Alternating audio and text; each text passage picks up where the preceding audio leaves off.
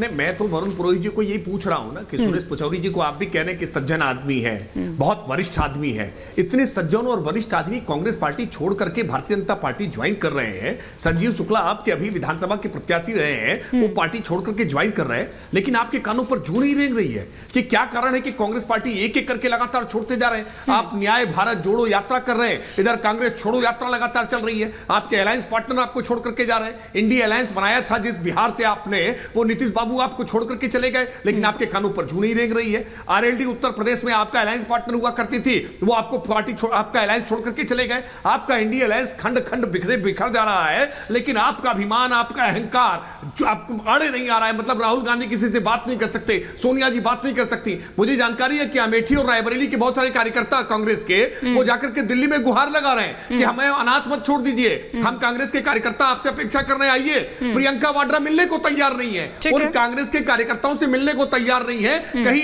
UP में चुनाव लड़ने के लिए हामी ना भरनी पड़ जाए, क्योंकि यूपी में चुनाव जीतना तो अब संभव नहीं रह गया है। जिस सपा की बैसाखी पर चलते थे, वो सपा की बैसाखी भी टूट गई है। उनके विधायक वहां समाजवादी पार्टी छोड़ के चले गए। सपा अपनी पार्टी बचावे कि आपको जितावे, तो बहुत मुश्किल है कांग्रेस के लिए। मैं जानता हूं बहुत मुश्किल दौर से कांग्रेस गुजर रही है, लेकिन आत्मचिंतन करे, आत्ममंथन करे, आगे के चुनावों के लिए तैयारी करे।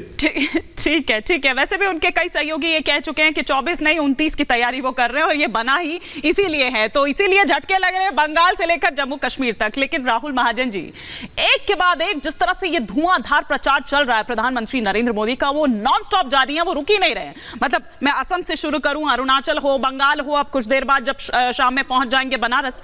किस तरह से देख रहे हैं आप उसको? चूंकि वो एक लक्ष्य बड़ा निर्धारित किया गया है, जाहिर सी बात है कि वो चैलेंज एक बड़ा चैलेंज है। देखिए, बड़ी स्ट्रेटेजिकली वो चुनते हैं जगह। जैसे काजीरंगा उन्होंने चुना, उसकी तस्वीरें देखी होगी। काजीरंगा की ना तस्वीर बदल गई है। वो काजीरंगा एक डिलिमिटेशन के बाद नई कॉन्स्टिट्यूंसी हो गई है। वहाँ पे कांग्रेस का काफ़ी प्रभाव होता था उस कॉन्स्टिट्यूंसी में। तो प्रधानमंत्री ने जानबूझ के वो कॉन्स्टिट्यूंसी चुनी है कि वहाँ पर वो जाके जो बीजेपी जो है उसको थोड़ा बूस्ट करे, ताकि वहाँ पर इस बार जो है वो चुनाव जीता जा सके। 9 सीटें थी असम में, अब वो चाहते हैं कि ये जो सीटें हैं बढ़ें। और पूरे नॉर्थ ईस्ट में भी, जैसे अब वो अगर अरुणाचल गए हैं तो अरुणाचल में बीजेपी ने इनरोड्स बनाए 2019 में। 2014 में अगर एक सीट थी तो वो 2 सीटें हो गई, 2 ही सीटें वहाँ पे दोनों की दोनों बीजेपी के पास आ गई। तो वो स्ट्रेटेजिकली चुना जाता है कि कहाँ कहाँ प्रधानमंत्री जाएंगे। दूसरी बात ये है कि अभी बहस चल रही थी कि बहुत सारे लोग जो हैं वो कांग्रेस से बीजेपी में आ गए हैं। तो ऐसा भी नहीं कि बीजेपी से लोग जो है दूसरी जगहों पे नहीं गए। अगर आप पश्चिम बंगाल की बात करेंगे तो उनके अभी पिछली बार के एक एमपी जो है उन्होंने तृणमूल कांग्रेस ज्वाइन कर ली, एक एमएलए थे उन्होंने ज्वाइन कर ली।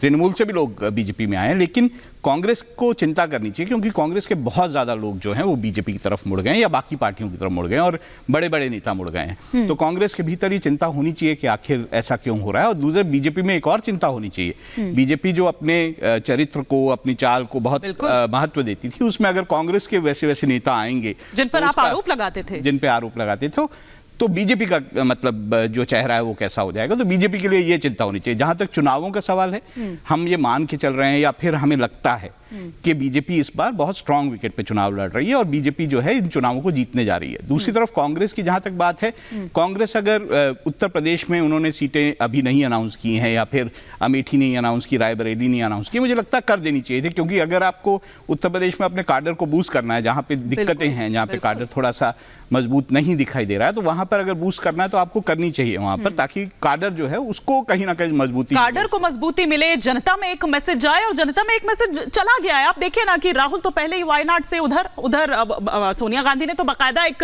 इमोशनल जो चिट्ठी है वो लिखी थी वहां की जनता के लिए, और ये कहा था कि मेरे परिवार का ख्याल रखिएगा। तो वो किसके लिए थी? क्या मेरे ख्याल से अभी हमें बहुत जल्दी होगी, ये नहीं मानना चाहिए कि क्या गांधी परिवार ने दोनों सीटें छोड़ दी हैं। अभी वेट करना चाहिए, आनी चाहिए, उसमें देखना होगा, उसके बाद ये शायद तय हो पाएगा कि दोनों सीटें छोड़ दी है कि नहीं छोड़ दी। ठीक है, लेकिन अब्बास हैदर जी, आप लोगों की क्या तैयारी है? या आप लोग इसी सहारे हैं कि 10 साल हिटलर के थे, और जिस तरह के आरोप जो हैं, जिस तरह की बात जो है वो आपके अखिलेश यादव जी कह रहे हैं, आप लोग उसी सहारे हैं?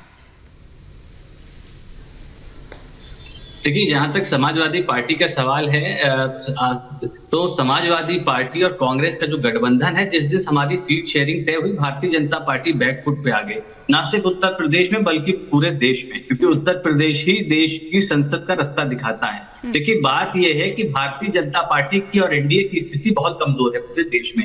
ये जिन लोगों को समय नहीं देते थे, अपॉइंटमेंट नहीं देते थे, आज उनके दरवाजे पे जा रहे हैं, वो अंदर नहीं आने दे रहे हैं। एआईएडीएमके की अगर आप बात कर लीजिए, लगातार बातें आ रही कि एआईएडीएमके से हमारा समझौता होगा। कल ही आप ही के चैनल पे उनके प्रवक्ता ने कह दिया, नहीं, हम दरवाजे ही नहीं खोल रहे इनके लिए। ये स्थिति है भारतीय जनता पार्टी और एनडीए की। यही हाल अकाली दल का है पंजाब में। और अगर आप उत्तर प्रदेश की बात करें, इनके एक सहयोगी हैं संजय निषाद, उन्होंने तो कह दिया कि हम भारतीय जनता पार्टी, पर मैं तो समाजवादी पार्टी की बात कर रही थी। आप भारतीय जनता पार्टी की चिंता काहे कर रहे हैं? आप अपनी चिंता करिए ना। आप उनका क्यों गिनवा रहे हैं? आप अपनी बात करिए ना, क्योंकि आप उस तरह से लड़ते हुए नजर नहीं आ रहे हैं। आप उनकी तैयारी की क्या बात करेंगे सर? वहां पर दिख रही है वो तैयारी साफ तौर पर, लेकिन आप लोगों की तैयारी नहीं दिख रही है। हम उनकी तो उसके बारे में आपको बता रहे हैं। आपको क्यों परेशानी हो रही है? नहीं, मुझे कोई परेशानी नहीं हो रही है। मुझे परेशानी ये है कि जो सवाल मैंने आपसे पूछा है, आप उसकी बजाय आए दाएं बाएं सब जवाब दे रहे हैं, लेकिन आप उस पर जवाब नहीं दे रहे हैं। मैंने तो आपकी तैयारी की बात पूछी, आप उनकी तैयारी क्यों बता रहे हैं मुझे कि वो क्या हो रहा है और क्या नहीं हो रहा है? करना है सिलेक्टिवली, मेरे आपको जवाब को पकड़ना है। अच्छा, ये आप लोगों का बड़ा रटा रटाया है सर, कि आपसे अगर एंकर कुछ पूछेगा तो आप जवाब कुछ देंगे, एंकर टोकेगा तो आप कभी स्पोक्स पर्सन बता देंगे, कभी कुछ सर्टिफिकेट दे। सर, मुद्दे पर रहते हैं ना, इससे वक्त जाया होता है, वक्त जाया होता है। सर, क्या प्लानिंग है आपकी? देखिए आप थोड़ा आप बात को समझिए। आपने किसी को नहीं टोका, आप मुझे टोकने लगी। कार्यक्रम के अंत में आए, बीच में आपने मुझे टोक दिया। कार्यक्रम का अंत नहीं हुआ है सर अभी। कम से कम हाँ। देखिए, समाजवादी पार्टी का आंदोलन की पार्टी है। समाजवादी पार्टी आंदोलन की पार्टी है। वो जनता के मुद्दों पे चुनाव लड़ती है, वो जो है जनता के बीच में रहती है। हम तो चुनाव के लिए लगातार काम करते रहते हैं। उत्तर प्रदेश की 80 की 80 जो सीटें है ना, उस पे जो हमारा फॉर्मूला है जिससे हमें भारतीय जनता पार्टी को हराना है, हम उसके ऊपर काम कर रहे हैं। लेकिन भारतीय जनता पार्टी क्यों असहज महसूस कर रही है? क्यों उन पार्टियों के पीछे इनको जाना पड़ रहा है जिनसे ये मिलना नहीं चाहते थे आज? क्यों दूसरे दलों के नेताओं को तोड़ कर लाना पड़ता है? क्यों इनको ईडी की क्लोजर रिपोर्टें लगवानी पड़ती है नेताओं के लिए जब वो एनडीए के साथ आ जाते हैं? ये स्थिति भारतीय जनता पार्टी की, जिसका सवाल हम इनसे पूछ रहे हैं। जब ओम प्रकाश राजभर कहते हैं कि भारतीय जनता पार्टी के लोकसभा प्रत्याशी को हराएंगे, अगले दिन उन्हें कैबिनेट मिनिस्टर की शपथ दिला दी जाती है। तो असहज कौन है, भारतीय जनता पार्टी या एनडीए समाजवादी पार्टी? कौन है? असहज निश्चित रूप से भाजपा और एनडीए है। एनडीए क्या है? भारतीय जनता पार्टी है। क्योंकि एनडीए के अगर दलों की बात करें ना, तो दलों की गिनती भी राकेश जी नहीं बता पाएंगे कि कितने सहयोगी दल हैं इनके साथ में। ये स्थिति है। देखिए, सवाल सिर्फ एक है, जो जनता के मुद्दे हैं हमारे देश के ना, उन मुद्दों पे भारतीय जनता पार्टी ने जनता को ठगने और छलने का काम किया। इसका जवाब देश की जनता इनको देने जा रही है अपने बैलेट से। निश्चित रूप से उत्तर प्रदेश की अगर आप बात करें, क्या पूरे देश की बात करें, आज किसानों के ऊपर आंसू गैस के गोले बैलेट के रूप में छोड़े जा रहे हैं ड्रोन से।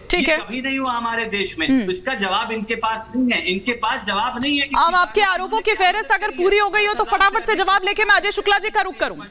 फिर फटाफट से जवाब लेकर त्रिपाठी जी रिएक्ट करना चाह रहे हैं।